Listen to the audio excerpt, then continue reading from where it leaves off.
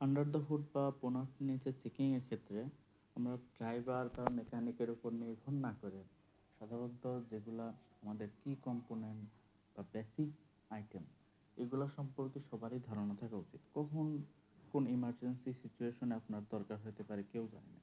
আর basic জানা থাকলে এটা একটা অ্যাডভান্স। কারো উপর সম্পূর্ণ নির্ভরশীল না হওয়া সবসময় বেস্ট অপশন। আজ আমরা এটা নিয়ে কথা বলবো। প্রথমে আমরা দেখতে পারি ইঞ্জিন অয়েল। ইঞ্জিন অয়েল কী অবস্থা, এটার কালারের কী অবস্থা, ডিপ বা স্টিকিনেস আছে কিনা, যেটা আমি ভিডিওতে অ্যাড করতে ভুলে গেছি।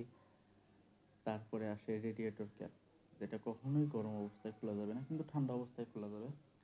রেডিয়েটর কুলিং চেক করে কম থাকলে ফিল আপ করে দেওয়া লাগবে, আর রিজার্ভারে ফিল আপ করে দেওয়া লাগবে। সেম কথা ব্রেক অয়েলের ক্ষেত্রেও। এটা একটা হাইব্রিড গাড়ির ব্রেক অয়েল, এটা ম্যাক্সেরও বেশি দেওয়া ছিল। বেসিক তিনটা item: break oil, radiator cooling, engine oil, এই তিনটা। আর এক্সট্রা হিসেবে ব্যাটারি টার্মিনাল।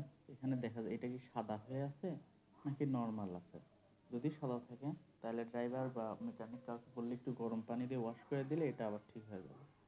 এই সিম্পল জিনিসগুলো আমাদের জানা থাকলে লং লং ড্রাইভের ক্ষেত্রে আমরা সাধারণত মেকানিকের কাছে নিয়ে যাই, একটা চেক আপ দিয়ে নিয়ে আসি।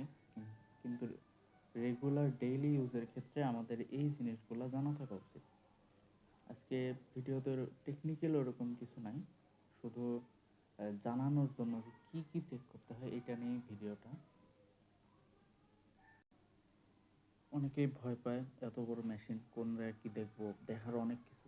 হ্যাঁ, আমারও তাই মনে হয়, কিন্তু আমার কি সবই কি আসলে দেখা উচিত না? এই ৩-৪টে আইটেম এইগুলো দেখলে আপাতত আমাদের চলতেছে, আস্তে আস্তে সময়ের সাথে শিখলেই হবে। কিন্তু এখন আজকে আমরা এই ভিডিওর মাধ্যমে ৩টা শিখি: ব্রেক অয়েল, ইঞ্জিন অয়েল, আর রেডিয়েটর কুলিং, আর ব্যাটারি টার্মিনাল। আজ এতটুকুই, আবার দেখা হবে।